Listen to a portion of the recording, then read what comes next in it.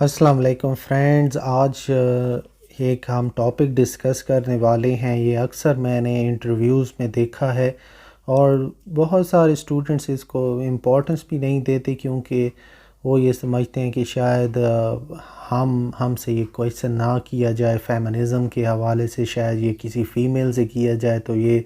بالکل ہی غلط کنسیپٹ ہے۔ تو جو 3 ویوز گزری ہیں فیمنزم کی، اس کو آج ہم ڈسکس کرتے ہیں، اور ہم یہ بھی ڈسکس کرتے ہیں کہ افریقن فیمنزم کیا ہے اور یورپین فیمنزم، اور ان دونوں میں سے پاورفل کون سا فیمنزم ہے۔ تو پہلی ویو کو ہم ڈسکس کرتے ہیں۔ یہ جو فرسٹ ویو ہے یہ 19th اور ارلی 20th سینچری میں سامنے آئی فیمنزم کے حوالے سے، اور اس کا مین کنسرن یہی تھا کہ عورتوں کو ووٹ دینے کا حق دیا جائے۔ تو وہ عورتوں کے لیے جو ووٹ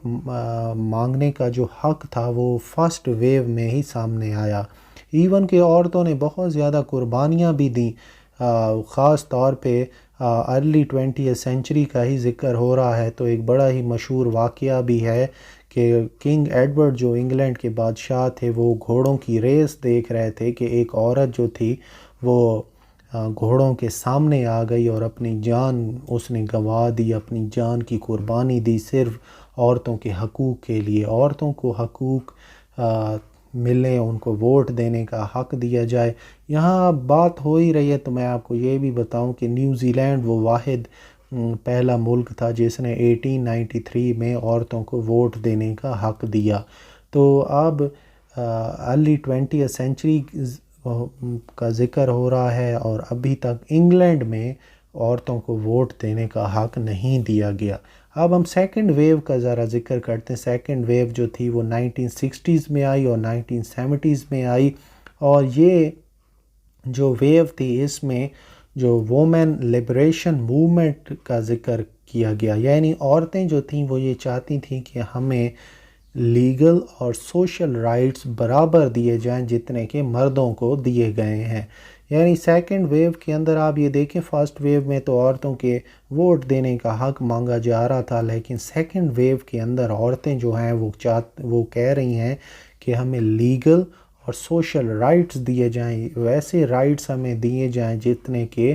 مردوں کے پاس ہیں۔ اب ہم تھرڈ ویو کو ذرا ڈسکس کرتے ہیں۔ تھرڈ ویو آئی ہے 1990s میں،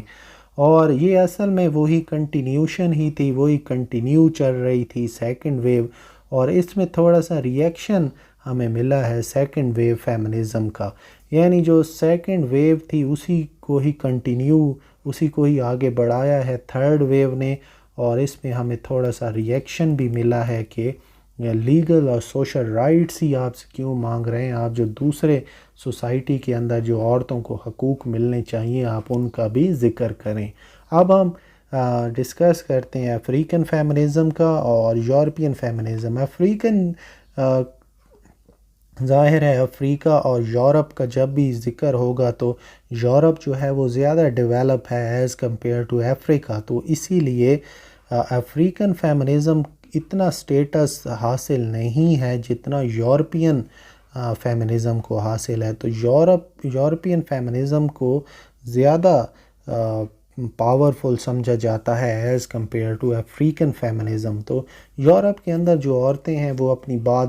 بڑی بآسانی طریقے سے منوا لیتی ہیں، اور ان کے حقوق بھی زیادہ ہیں as compared to African feminism. تو اگر آپ سے کویشچن یہی کیا جائے کہ which one is more powerful in African feminism اور یورپین فیمنزم، تو آپ کا آنسر یہی ہونا چاہیے کہ یورپین فیمنزم جو ہے وہ زیادہ پاورفل ہے، اور اس کی ویٹیج بھی زیادہ ہے، اور اس کو سوسائٹی بھی زیادہ امپورٹنس دیتی ہے as compared to African feminism, کیونکہ افریقہ ابھی سارا ڈیولپ نہیں ہوا، اتنی ترقی نہیں ہوئی جتنی یورپ کے اندر ہوئی ہے، تو وہ اپنی بات کو بھی اتنا کلیئرلی واضح نہیں کر پا رہی جتنی یورپ کی عورتیں کر پا رہی ہیں۔